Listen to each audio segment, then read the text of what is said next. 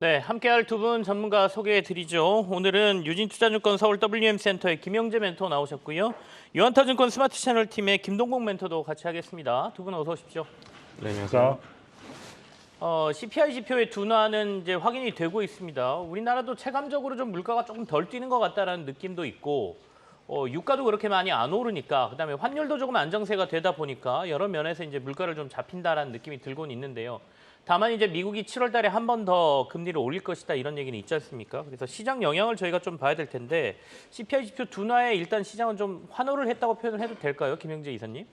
네, 일단 예상보다도 CPI 지수가 뭐 헤드라인도 그렇고 근원 CPI도 그렇고 상당히 좀 적게 나왔기 때문에 여기에 또 우려했던 주거비까지도 좀 둔화되는 모습이 좀 나타나면서 뭐 시장 상승의 원동력으로 작용했다라고 볼 수 있겠습니다. 월초 그치만 이제 CPI하고 이제 고용 네. 지표가 최근에 이제 매크로 지표의 핵심 지표들인데 월초 발표한 민간 고용은 좀 예상보다 증가하면서 또 긴축에 대한 우려감이 있었지만 그 이후 또 공식적인 고용 지표는 실업률이 뭐 조금 상승 중이고 또 신규 일자리도 좀 감소하는 모습이 나왔음으로 인해서 이제 연준이 뭐 긴축을 추가적으로 강화할 수 있는 명분이 정말로 좀 많이 약해진 것이 아닌가라고 판단을 하고 있습니다. 그래서 네. 이제 실적에 대한 그런 더 어떤 중요도가 점점 더 매크로보다는 높아지는 구간으로 일단 진입하고 있다라고 볼 수밖에 없는데요. 실제로 지금 CPI 발표 이후에 미국의 그 연준의 어떤 금리 인상 시기라든지 이런 확률을 점치는 것을 보면 금리 인하 시작 시기를 이제 내년 3월로 이제 예상하는 확률이 가장 높게 나오고 있는데 이것은 일주일 전보다도 한 1개월 정도 앞당겨지는 모습이 나타나고 있습니다. 여기에 CPI 발표 직후에 금리도 좀 안정화되고 여기에 환율도 지금 다시 1,200원대 후반대로 안착하는 모습이 나오고 있어서 상당히 좀 시장에서는 좀 긍정적으로 좀 볼 수밖에 없다. 금리와 환율이 다시 안정화되는 모습이 나오면서 지금 지수 역시도 단기적으로는 상당히 좀 급락하는 모습도 있었지만 지금 다시 또 이제 2,650 단기 박스권 고점이라고 할 수 있는 2,650을 향해서 다시 또 진행 중이다라고 보이는데 저는 뭐 추가적인 돌발 변수만 없다면 7월 26일 FMC 이전까지는 꾸준하게 좀 우상향하는 네네. 그런 시도를 이어갈 아. 것으로 일단 볼 수밖에 없다라고 보십니다. 여기서 이제 변수는 이제 글로벌적인 거랑 국내적인 걸로 이제 구분해 볼 수 있는데 FMC에서의 어떤 연설에서의 어떤 매파적인 그 강도라든지 이게 좀 변수가 될 수 있을 것으로 보이고 있고요. 또 그러니까 월초의 고용 지표가 여기에 또 해당될 것입니다. 근데 국내적으로는 뭐 최근 시장에 많은 영향을 줬던 뭐 새마을 금고 사태를 연출했던 뭐 PF 우벌 부채와 여기에 대한 대응책이 어떻게 또 나오는 것이냐 아니면 네. 국내 지금 수출입 동향이 소폭 좀 좋아지는 모습을 보이고 있었는데 이것이 또 수출 반등이 또 이어지는 이런 모습이 나온다면 추가적인 반등 재료로 좀 작용할 것입니다. 그리고 실적 같은 경우가 이제 전략적으로 보면 사실 개선되는 시기로 지금 진입 중입니다. 물론 2분기는 전년 동기 대비 한 50% 정도 좀 감소할 가능성이 있지만 3분기부터는 다시 플러스 전환이 예상되고 있기 때문에 이 지수 하락이 나타날 경우에는 전략적으로 좀 비중 확대 시기로 대응하실 필요는 있다라고 보고 있습니다. 그렇지만 저는 이제 계속 박스권을 좀 보고 있는데 네. 지금은 이제 2,650을 향하는 이제 딱 중간 점을 좀 돌파하는 그런 시기이기 때문에 일단 홀딩은 맞지만 추가적인 매수는 좀 성장주 중에서 반등이 나올 수 있는 종목으로 좀 압축하실 필요가 있다라고 보고 있고 2,650 정도의 지수가 근전할 경우에는 이제 비중 축소로 좀 대응하시는데 이게 이제 어느 정도 변동성이 좀 네네. 나타날지 모르기 때문에 이런 점을 염두에 두시면서 그때그때 좀 대응하시는 것이 좋다라고 말씀드리고 싶습니다. 일단은 시장은 미국의 FMC 회의 7월 있기 전까지는 약간 우상향할 가능성이 높은데 상방은 좀 막혀 있을 거다라는 거예요. 2,650 정도가 아마 막혀 있는 지점이 될 텐데 그 안까지는 그래도 긍정적으로 시장 보다가 2,650 가까이 오면 조금 비중을 조절할 필요가 있다 이런 말씀이십니다. 김동국 멘토께서는 시장이 다시 좀 반등 쪽으로 가서 위로 올라갈 가능성이 높다고 보십니까? 네, 일단 시장은 지금 올라오고 있고 그리고 이 흐름들은 좀 당분간 좀 지속이 될 가능성들이 높다라고 생각은 하고 있습니다. 그런데 이것들이 좀 지속이 되기 위해서는 일단 외국인 투자가들의 매수 흐름들이 좀 나타나야 되지 않을까라는 생각들을 하고 있는데요. 작년부터 올해까지 증시가 올라오는 동안에 결국 지수를 끌고 끌고 올라왔던 것들은 결국 외국인 투자가들에 대한 힘이었었거든요. 그럼 이 외국인 투자가들이 계속 좀 들어올 수 있을까에 대한 분석들, 생각들을 좀 해볼 필요성들이 있을 것 같습니다. 오늘 시장만 놓고 보면은 코스닥에서 한 1천억 정도 매수세들이 보이고 있긴 합니다만 전거래일에 대한 매도 물량들 이런 것들을 생각해 보면 아직까지 좀 들어온다라고 보기엔 좀 힘들 것 같고요. 그리고 코스피에서도 지금 현 시점 기준으로는 약 100억 정도의 매도세를 보이고 있습니다. 이 외국인 투자가들이 계속 좀 들어올 것이냐에 대해서는 답을 좀 금리에서 좀 찾아봐야 될 것 같은데요. 우리가 연준의 기준금리를 살펴보면 지금 현재 5에서 5.25%라는 하나의 배리어를 형성을 하고 있는 것들을 네. 알 수가 있습니다. 그럼 이 하단부의 금리가 좀 어떤 식으로 좀 이루어지는 거냐 이런 것들을 생각을 해봐야 될 텐데 우리가 흔히들 레포 시장이라고 하면은 시중은행이 중앙은행으로부터 돈을 빌려 나가는 이제 이런 시스템을 레포 시장이라고 하고요. 이걸 반대로 앞에다 역을 붙이게 되면은 이 시장의 유동성들을 이제 조절하기 위해서 중앙은행이 시중은행으로부터 자금을 좀 빌리는 시장을 역레포 시장이라고 합니다. 이 연준에서도 이거를 관리를 하고 있는데요. 5에서 5.25%의 금리 중에서 5%가 바로 이 역레포 금리라고 보시면 될 것 같습니다. 미국에서 가장 신용도가 좋은 것은 아무래도 연준이겠죠. 그렇기 때문에 연준에서 금리를 5%로 이제 시중에서 돈을 빌리게 되면 5%보다 더 낮은 금리로 자금들을 빌릴 곳은 없어지기 때문에 기준금리 하단부가 지켜지는 역할들을 하게 됩니다. 그런데 이 시장에서 동일하게 연준과 동일한 신용도를 갖고 있는 자산이 한 가지가 더 있습니다. 그게 뭐냐면 재무부에서 발행하고 있는 국채 금리인 거죠. 보통 이제 우리가 MMF가 최근에 좀 많이 늘어나고 있다라는 얘기를 들어보셨을 텐데 이 MMF는 단기적으로 안정적으로 자금들을 운영해야 되기 때문에 이런 역레포 시장 그리고 미국의 단기 국채 시장을 가지고 이제 좀 운용을 하게 됩니다. 자, 그러면 여기에서 역레포 시장이 조금 더 유리할 거냐 아니면은 단기 국채 시장이 유리할 거냐 뭘로 결정을 해야 될까를 생각해 보면 결국 금리를 가지고 결정을 해야 되거든요. 역레포 시장은 기준금리 하단부로 정해져 있는 상황입니다. 그런데 시장 금리는 조금 변동성들이 있죠. 지금 현재 4주짜리 한 달짜리 미국의 국채 금리 같은 경우는 현재 5.3% 정도를 유지를 해주고 있거든요.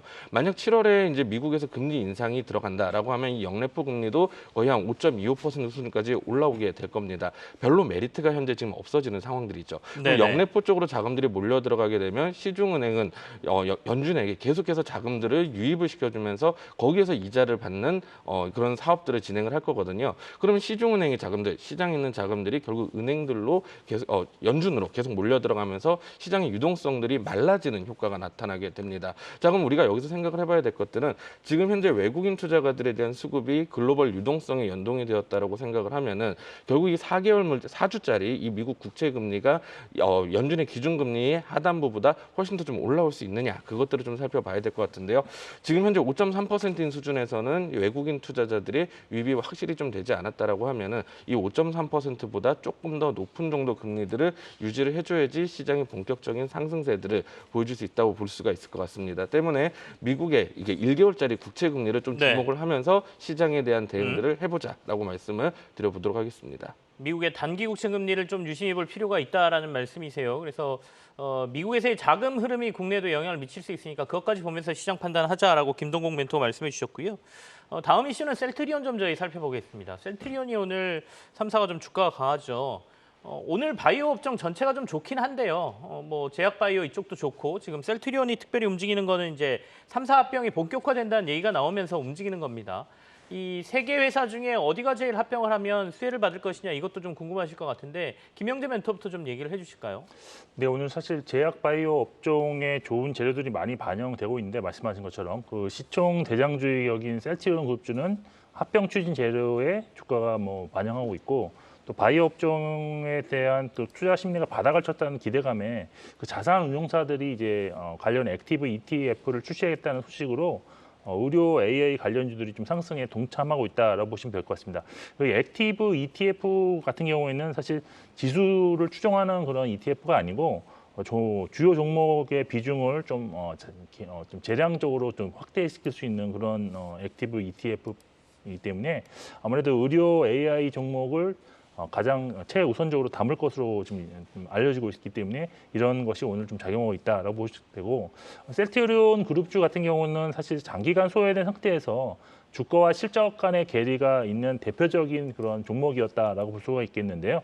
이번 합병 추진 재료가 좀 확실한 모멘텀으로 좀 작용하고 있는 중이고 이번에는 좀 지주 친화적으로 자사주 매입을 좀 적극적으로 실시하고 있기 때문에 그리고 여기에 또 내년까지 셀트리온에 대한 관련한 다양한 재료들이 예상되고 있는 그런 시점이기 때문에 이번에는 정말 실제 합병으로 이어질 가능성이 높은 시점이다라고 시장에서는 지금 판단을 하고 있는 것 같습니다. 네. 물론 셀트리온 그룹 통합으로 현재 그 3개사 합산 매출액보다 총 매출액이 좀 줄어들 가능성도 있고요. 또한 절대 수익도 낮아질 수도 있기 때문에 결국 합산한 시총 자체도 좀 작아질 우려가 있습니다. 그래서 회사 측에서는 향후 통합되는 어떤 셀트리온의 그런 청사진을 좀 확실하게 좀 제시를 해 주셔야 될 것 같고, 그래야만 주주들의 동의를 받으면서 합병이 좀 성사될 수 있을 네네. 것으로 보여서 이번 초반 상승 이후에 합병에 관한 구체적인 시나리오가 공개되었을 경우에 저는 좀 추가 상승할 수 있다라고 보고 있습니다. 그래서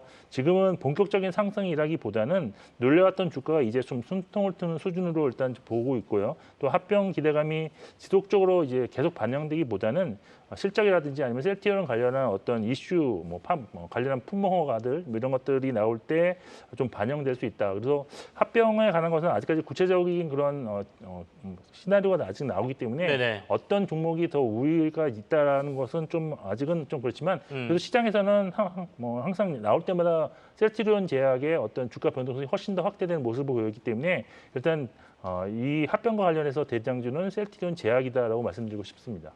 일단은 주가만 보면 지금 현재 셀트리온 제약은 10% 넘게 지금 오르고 있잖아요. 그렇다 보니까 이제 이 합병 얘기 나오면 셀트리온 제약이 가장 수혜를 받는구나 이렇게도 많이들 생각하시는 것 같습니다. 서장진 회장이 이제 어떻게 이 앞으로 3사 합병과 관련된 비전이라든지 이런 걸 제시하느냐에 따라서 주가가 조금 더 본격적으로 움직이느냐가 결정될 거다 이렇게 김영재 멘토께서는 말씀을 해주셨고요. 김동국 멘토는 이 3사의 합병과 관련돼서는 어떤 의견을 갖고 계십니까? 사실 옆에 김영재 멘토님 의견이랑 거의 다르지는 않은 상황들인데요. 네네. 일단 지금 합병을 하겠다라는 이야기는 되기는 했었습니다만 구체적인 합병 계획은 일단 지금 나와 있지는 않은 상황들입니다. 그렇기 때문에 시장에서도 좀 불안 심리가 좀 많았던 것 같고요. 그래서 지금 최고가 대비해서는 계속해서 좀 하락을 하고 있는 모습들이 좀 나타나고 있는 게 아닌가 싶습니다. 일단 합병이 되면은 일단 좀 긍정적으로 이제 좀 나올 가능성들은 이제 좀 주가의 전반적인 흐름들은 긍정적으로 나올 가능성이 좀 높다고 보고 있는데, 이유는 뭐냐면 이 셀트리온 그룹주들이 이제 좀 3개사로 3개사로 나뉘게 된 계기가 과거에는 바이오 벤처사로 운영이 됐었기 때문에 네. 투자자금을 받기 위해서는 지금 이제 물류 그리고 유통들을 나눠서 운영하는 것들이 좀 유리했었습니다. 근데 지금은 이제 기업 규모도 좀 커졌고요. 그리고 회계 투명성들에 대해서 한번 이제 좀 시장에서 의구심들을 좀 받았었던 상황들이기 때문에 이것들을 해소하기 위해서라도 지금 이제 합병을 해놓는 것들이 오히려 나중에 봐서는 이제 조금 더 긍정적일 가능성들이 높을 것 같습니다. 과거와 지금에는 이제 시장 상황들 그리고 기업이 처한 상황들이 조금 많이 다르다. 이렇기 때문에 좀 합병 자체는 좀 긍정적인 이슈로 좀 다가올 수 있을 것 같은데요. 그거보다 조금 더 이제 좀 주목을 해봐야 되는 것들은 셀트리온 자체에 대한 이야기를 좀 한번 해봐야 되지 않을까라는 생각들을 좀 하고 있는데요. 최근에 바이오시밀러 가격들이 지금 좀 최근에 하락을 하고 있거든요. 그럼 결국 수익성 개선들을 이제 좀 해야 될 필요성들이 있겠죠. 수익성 개선을 하기 위해서 가장 좋은 방법들은 뭐 수율 개선 그리고 판관비 절감 이런 것들이 있는데, 이것들이 단기간에 성과가 나오기는 조금 쉽지는 않은 상황들이다 보니까 셀트리온에서 이번에 조금 선택한 방법들이라고 하는 것들은 과거에는 이제 유통 채널들, 유통 회사들을 끼고 이제 바이오시밀러를 유통을 하는 모습들을 취했다라고 하면 지금부터는 조금씩 전부다는 아니지만 네네. 이제 좀 직접 판매를 하는 것들로 지금 나타나고 있습니다. 그러면 일시적으로는 인건비도 좀 늘어날 거고요. 마케팅비도 좀 늘어나면서 좀 주가 실적에 약간 좀 악영향들을 미치긴 하겠지만, 이것들이 성공적으로 자리를 잡는다라고 하면은 유통사들에게 이제 유통을 의뢰하는 것들보다는 훨씬 더 이익률들이 좀 커질 수가 있을 것 같거든요. 그렇기 때문에 이것들이 과연 성공적으로 안착하느냐 이것들 좀 봐야 될 텐데, 지금 셀트리온 그룹주들에 대한 평균 영업이익률이 40% 정도로 추정이 되고 있는데, 회사에서 계획하고 있는 직접 판매 계획만 잘 이제 진행이 된다라고 하면 55%까지 늘어날 거라는 이야기를 하고 있습니다. 때문에 이 합병 이슈는 합병 이슈대로 이제 또 다른 하나의 긍정 요인으로 봐야 되겠지만, 또 한 축은 결국 기업의 본질인 직접 판매가 지금 현재 잘 이뤄질지 이것들을 한번 좀 살펴볼 필요성들이 있지 않을까 싶습니다. 알겠습니다. 합병이란 건 이제 3사로 분산된 이슈가 하나로 뭉쳐진다는 이 얘기가 되겠죠. 그러니까 어떤 비율로 어떻게 하느냐도 또 이슈긴 하지만 이 3개사 각각의 실제 기업 가치라든지 이런 부분도 좀 살펴볼 필요가 있다고 김동국 멘토께서 말씀을 해주셨어요. 자, 그다음에 이제 앞서 이제 오늘 의료기기 뭐 이쪽이 좀 좋은 이유 중에 하나가 엔비디아가 의료 AI 업체에 투자를 하면서 이 회사 주가가 80% 올랐거든요, 하루 만에. 그러다 보니까 관련주들 국내에서도 의료 AI와 관련된 회사들이 좀 오른단 말이죠. 리커전이라는 회사에 엔비디아가 이제 투자를 하겠다 이 얘기 나오면서 미국에서는 주가가 크게 움직였거든요. 국내에도 이제 AI 관련해서 뭐 일한다고 하는 의료기기 회사들이 어떤 데가 있는지 김영재 멘토께서 좀 짚어주실까요? 네, 사실 뭐 이 부분은 제가 구체적으로 그 공부를 하지 못했는데요. 네네. 일단 뭐 오늘 제가 말씀드리고 싶은 거는 그 의료 AI 관련해서 구체적으로 지금 오늘 상승이 나오고 있는 것은 저는 개인적으로 볼 때는 아까 서두에도 말씀드린 네네. 것처럼 이런 뭐 부분도 있었지만 그 액티브 ETF를 수급과 관련된 부분이 수급과 관련된 네. 부분이 좀 많이 작용하지 않았느냐라고 보고 있습니다. 그래서 전반적으로 지금 사실 뷰너라든지 뭐 루닛도 그렇고 상당히 지금 높은 자리에 그 밸류에이션상도 높은 자리에 있긴 한데 이런 면을 좀 극복할 수 있는 것은 결국 추가적인 수급 개선이 일어났을 경우에 상승이 가능하지 않겠느냐라고 봤을 때 아무래도 선제적으로 이제 8월에 아마 출시가 예상되고 있는데 이런 면에서 좀 기관이라든지 외국인이 좀 더 앞서서 지금 선제적으로 지금 매수가 좀 들어오고 있는 것이 아닌가라고 개인적으로 판단하고 있고 뭐 지금까지 계속 AI와 의료 관련해서는 이제 복합적으로 이제 되는 그런 부분들에서 추가적인 상승이 많이 나왔고 또 시장의 현재 특성상 가는 종목이 더 가는 그런 현상이 뭐 오늘 뭐 한미 반도체도 있었지만 이런 식으로 나오기 때문에 끝날 때까지는 아직까지 네. 끝난 것이 아니라고 일단 볼 수밖에 없다라고 개인적으로 판단하고 있습니다. 김동국 멘토께서는 이 이슈를 어떻게 해석하고 계세요? 네, 사실 조금 고민이 좀 많은 네네. 그런 섹터이긴 합니다. 고민이 많은 이유는 뭐냐면 현재 시장에서 분명히 고가를 갱신해 나가면서 나가고 있고 시장의 관심들을 받고 있다는 것들은 분명하기 때문에 이런 주식들이 보통 이제 더 가는 경우들이 많거든요. 그래서 앞으로 조금 더 갈 수 있는 그런 흐름들을 좀 갖고는 있다라고 생각을 하고 있는데 회사가 갖고 있는 이 숫자들을 조금 보면은 조금 의문부가 조금 많이 찍히고 있는 상황들이 아닌가 싶습니다. 네네. 대표적으로 볼 수 있는 것들 같은 경우 이제 루닛 그리고 뷰노 이런 것들 좀 볼 수 같은데 루닛 같은 경우는 현금성 자산이 지금 현재 205억 원 정도 갖고 있고요. 그리고 뷰노 같은 경우는 현금성 자산이 150억 원 정도 갖고 있는 상황들입니다. 그럼 이 회사들이 만약에 실적을 내지 못한다. 그리고 갖고 있던 현금성 자산들이 어느 정도 이제 좀 다 사용을 하게 된다라고 했을 경우에는 회사가 좀 재무적으로 좀 골치 아픈 그런 상황들이 좀 벌어질 수가 있겠죠. 그러면 이 기업들에 대한 작년의 실적들을 좀 한번 살펴볼 필요성도 있을 것 같은데 뷰노에 예상되고 있는 올해의 이제 적자 규모가 약 당기순이익 기준으로 한 100억이 조금 넘는 수준들이고요. 그리고 루닛 같은 경우도 한 250억 정도 적자가 날 거라고 지금 전망이 되고 있는 상황들입니다. 작년, 재작년 같은 경우는 400억에서 450억 정도의 적자가 났었던 상황들이거든요. 그런데 지금 현재 이 패턴들이 유지가 되고 있는 가운데 루닛과 뷰노의 현금성 자산이 100억에서 한 200억 정도 수준에 그치고 있다. 그럼 만약 이것들이 결국 적자라는 것들은 자기 자본을 결국 잠식이 들어갈 수도 있는 이슈가 좀 되는 거기 때문에 앞으로 좀 이런 거에 대한 고민들이 조금 필요하지 않을까라는 생각들이 좀 들고 있고요. 그리고 이 기업들이 좀 올라갔던 이유가 좀 무엇일까를 좀 생각을 해보면 사실 이제 AI, 챗 GPT 열풍 들으면서 AI 관련주들을 시장에서 많이 찾았습니다. 그리고 의료용 AI도 관심이 있었던 건 사실이죠. 그리고 실제로 뷰노랑 루닛 같은 경우도 그 기술력들을 가지고 있고 상용화에 성공하고 있는 기업이긴 합니다. 근데 글로벌적으로 살펴보면은 이게 상장주들이 많지가 않습니다. 그러다 보니까 상장이 되어 있는 몇몇 종목들로 자금들이 일정 부분 좀 쏠리는 현상들이 아닌가라는 생각들이 좀 들거든요. 그렇기 때문에 주가가 계속해서 갈 수는 없기 때문에 일정 부분 조정이 나왔을 때 이 기업이 이 현금을 계속해서 늘려가고 있고 그리고 적자폭 이상 적자를 견딜 수 있는 만한 체력을 갖추는지 여부들을 좀 확인해 볼 필요성들이 있지 않을까 싶습니다.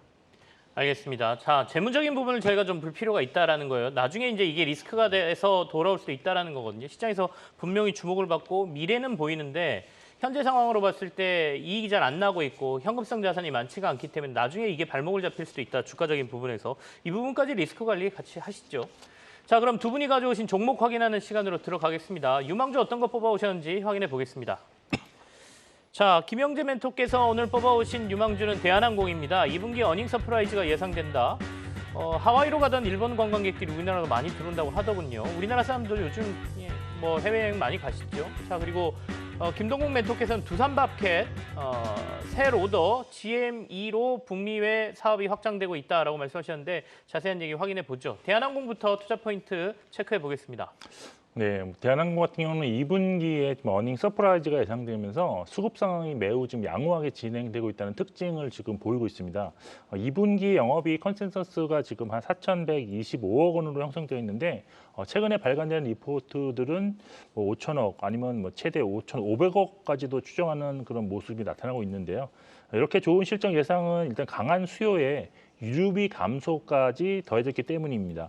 2분기 항공유 평균 가격이 지금 91.8달러로 나오고 있는데 전년 대비로 37% 하락, 직전 분기 대비로도 13% 하락했습니다. 그리고 7월도 지금 90달러 초반 수준을 유지하고 있어서 이 3분기 실적도 좀 좋은 면이 있을 것이다라고 볼 수밖에 없는데 국제 여객 수요가 또 지속적으로 증가하고 있는 것도 특징이다라고 볼 수 있습니다. 그 대한항공 같은 경우는 장거리 노선 회복이 2분기부터 좀 본격적으로 나타나고 있는데 2분기에 지금 미주 노선 같은 경우는 코로나 이전 대비 한 공급 회복률은 한 90% 그리고 구주 노선은 한 75% 회복했고 탑승률은 지금 80% 후반으로 좀 추정되고 있습니다. 그래서 탑승률은 회복되는데 운임은 코로나 이전 대비 40% 이상 지금 높아진 관계로 단위당 수입을 나타내는 항공사 일드 역시 전분기 대비 소폭 증가한 것으로 추정되고 있습니다. 네. 이렇게 비수기를 지나고 또 성수기인 3분기에는 대한항공의 실적이 더 크게 더 기대되고 있는데요.